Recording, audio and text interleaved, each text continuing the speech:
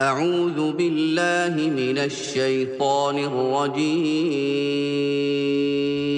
پناہ مانگتا ہوں میں اللہ کی شیطان مردود سے۔ بسم اللہ الرحمن الرحیم۔ شروع اللہ کے نام سے جو بڑا مہربان نہایت رحم والا ہے۔ بسم اللہ الرحمن الرحیم۔ والنجم اذا هوى ما ضل صاحبكم وما غوى وما ينطق عن الهوى إن هو إلا وحي يوحى علمه شديد القوى ذو مرة فاستوى وهو بالأفق الأعلى ثم دنا فتدلى فكان قاب قوسين أو أدنى فأوحى إلى عبده ما أوحى ما كذب الفؤاد ما رأى أفتمارونه على ما يرى ولقد رآه نزلة أخرى عند سدرة المنتهى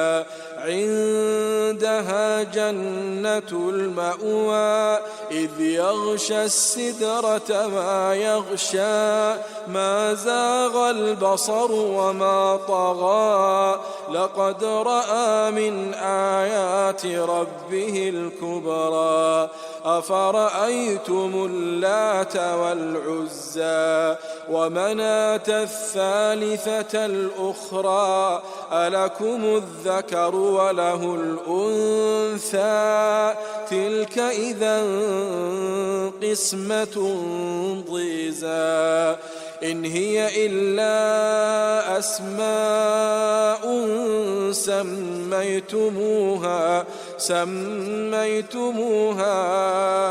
أنتم وآباؤكم ما أنزل الله بها من سلطان إن يتبعون إلا الظن وما تهوى الأنفس ولقد جاءهم من ربهم الهدى أم للإنسان ما تمنى فلله الآخرة والأولى۔ شروع اللہ کا نام لے کر جو بڑا مہربان نہایت رحم والا ہے۔ ستارے کی قسم جب غائب ہونے لگے کہ تمہارے رفیق یعنی ہمارے نبی نہ رستہ بھولے ہیں نہ بھٹکے ہیں اور نہ یہ خواہش نفس سے کچھ بولتے ہیں۔ یہ قرآن تو ایک وحی ہے جو ان کی طرف بھیجی جاتی ہے۔ ان کو نہایت قوت والے نے سکھایا یعنی جبرائیل نے جو طاقتور ہیں۔ پھر وہ پوری طرح بیٹھے جبکہ وہ آسمان کے اونچے کنارے پر تھے، پھر وہ قریب ہوئے، پھر مزید نیچے آ گئے تو وہ 2 کمان کے فاصلے پر ہو گئے یا اس سے بھی کم۔ پھر اللہ نے اپنے بندے کی طرف جو حکم بھیجا سو بھیجا۔ جو کچھ انہوں نے دیکھا ان کے دل نے اس کو جھوٹ نہ جانا۔ کیا جو کچھ وہ دیکھتے ہیں تم اس میں ان سے جھگڑتے ہو؟ اور انہوں نے اس کو یعنی جبرائیل کو ایک اور بار بھی اترتے دیکھا ہے سدرۃ المنتہا کے پاس۔ اسی کے پاس ہمیشہ رہنے کی بہشت ہے جبکہ اس بیری پر چھا رہا تھا جو چھا رہا تھا۔ ان کی آنکھ نہ تو اور طرف مائل ہوئی اور نہ حد سے آگے بڑھی۔ انہوں نے اپنے پروردگار کی قدرت کی بہت ہی بڑی بڑی نشانیاں دیکھی۔ بھلا تم لوگوں نے لات اور عزا کو دیکھا اور تیسری مورتی یعنی منات کو؟ مشرکو، کیا تمہارے لیے تو بیٹے ہوں اور اللہ کے لیے بیٹیاں؟ یہ تو بہت ہی بے انصافی کی تقسیم ہوئی۔ وہ تو صرف نام ہی نام ہے جو تم نے اور تمہارے باپ دادا نے رکھ لیے ہیں، اللہ نے تو ان کی کوئی سند نازل نہیں کی۔ یہ لوگ محض خیال و گمان اور خواہشات نفس کے پیچھے چل رہے ہیں، حالانکہ ان کے پروردگار کی طرف سے ان کے پاس ہدایت آ چکی ہے۔ کیا جس چیز کی انسان آرزو کرتا ہے وہ اسے ضرور ملتی ہے؟ سو آخرت اور دنیا تو اللہ ہی کے ہاتھ میں ہے۔ وَكَم مِّن مَلَكٍ فِي السَّمَاوَاتِ لَا تُغْنِي شَفَاعَتُهُمْ شَيْئًا لا تغني شفاعتهم شيئا إلا من بعد أن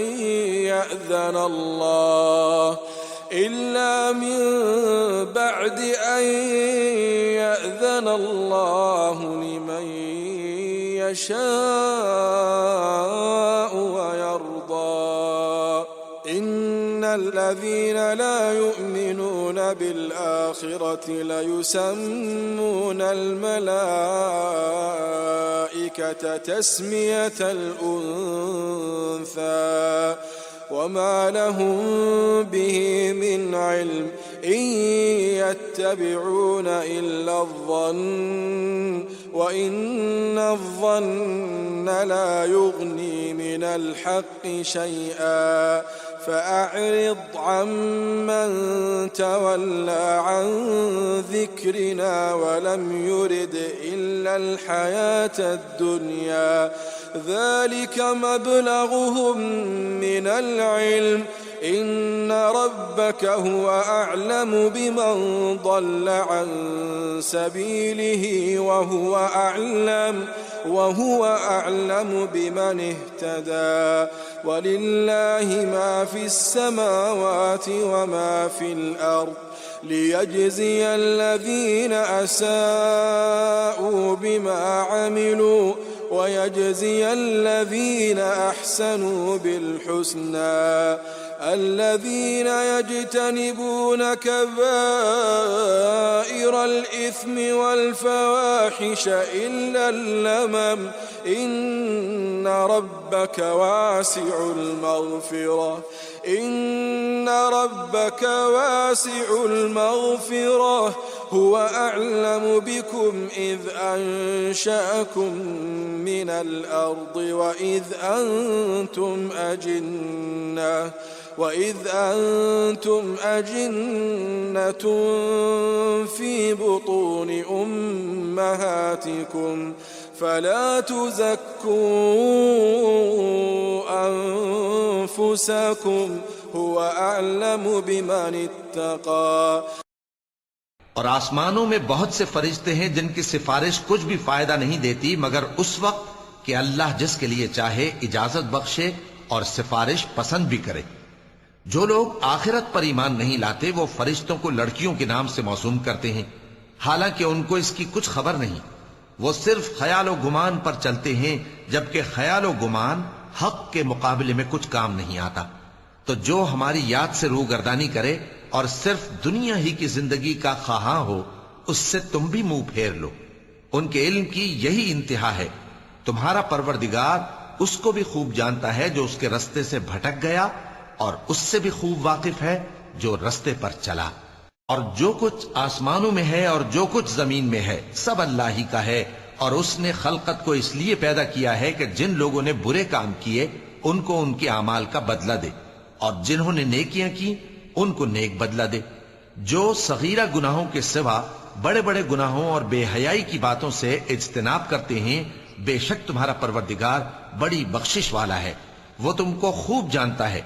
जब उसने तुमको मिट्टी से पैदा किया और जब तुम अपनी माओं के पेट में बच्चे थे तो अपने आप को पाक साफ न जताओ। जो परहेजगार है वो उससे खूब वाकिफ है।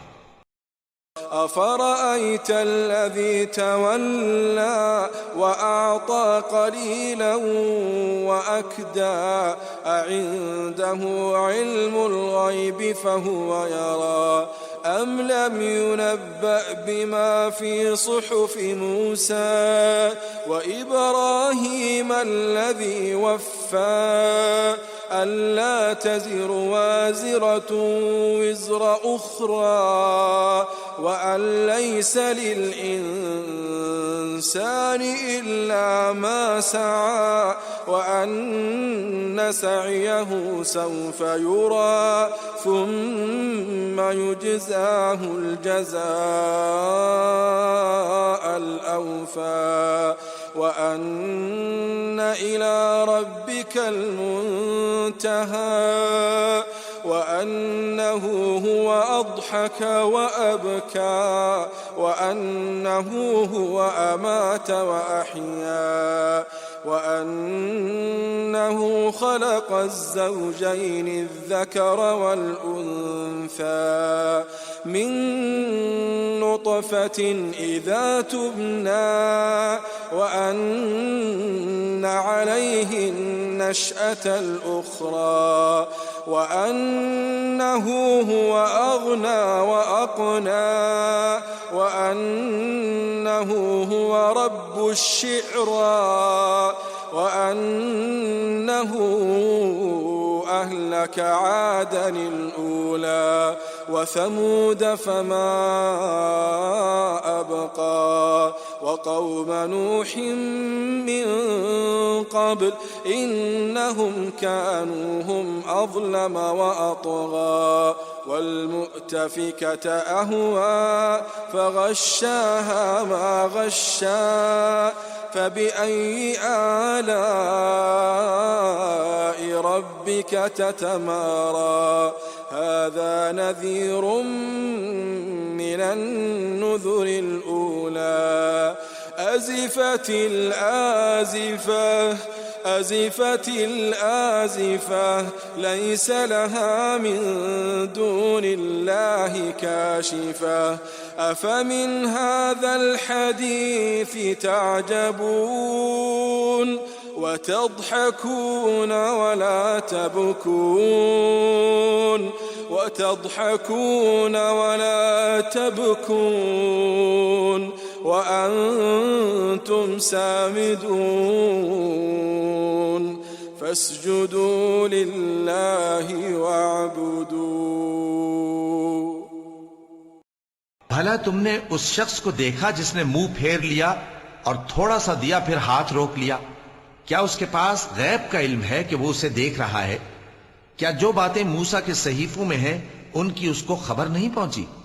اور ابراہیم کے صحیفوں کی جنہوں نے حق اطاعت اور رسالت پورا کیا وہ یہ کہ کوئی شخص دوسرے کے گناہ کا بوجھ نہیں اٹھائے گا، اور یہ کہ انسان کو وہی ملتا ہے جس کے لیے وہ محنت کرتا ہے، اور یہ کہ اس کی محنت کا جائزہ لیا جائے گا، پھر اس کو اس کا پورا پورا بدلہ دیا جائے گا، اور یہ کہ تمہارے پروردگار ہی کے پاس پہنچنا ہے، اور یہ کہ وہی دونوں جوڑے یعنی نر اور مادہ پیدا کرتا ہے یعنی نطفے سے جو رحم میں ڈالا جاتا ہے، اور یہ کہ قیامت کو دوبارہ اٹھانا اسی کا ذمہ ہے، اور یہ کہ وہی دولت مند بناتا اور وہی مفلس کرتا ہے، اور یہ کہ وہی شیرا نامی تارے کا بھی مالک ہے، اور یہ کہ اسی نے عاد اول کو ہلاک کر ڈالا اور سمود کو بھی، غرض کسی کو باقی نہ چھوڑا، اور ان سے پہلے قوم نوح کو بھی۔ کچھ شک نہیں کہ وہ لوگ بڑے ہی ظالم اور بڑے ہی سرکش تھے، اور اسی نے الٹی ہوئی بستیوں کو دے پٹکا، پھر ان پر جو چیز چھا گئی سو چھا گئی۔ تو اے انسان، تو اپنے پروردگار کی کون کون سی نعمت پر جھگڑے گا؟ یہ پیغمبر بھی پہلے کے خبردار کرنے والوں میں سے ایک خبردار کرنے والے ہیں، آنے والی یعنی قیامت قریب آ پہنچی، اس دن کی تکلیفوں کو اللہ کے سوا کوئی دور نہیں کر سکے گا۔ اے کافرو، کیا تم اس کلام پر تعجب کرتے ہو اور ہنستے ہو اور روتے نہیں؟ اور تم غفلت میں پڑے ہو تو اللہ کے آگے سجدہ کرو اور اسی کی عبادت کرو۔ چونکہ آیت سجدہ تلاوت کی گئی ہے لہذا سامعین پر سجدہ واجب ہے۔ صدق اللہ العظیم۔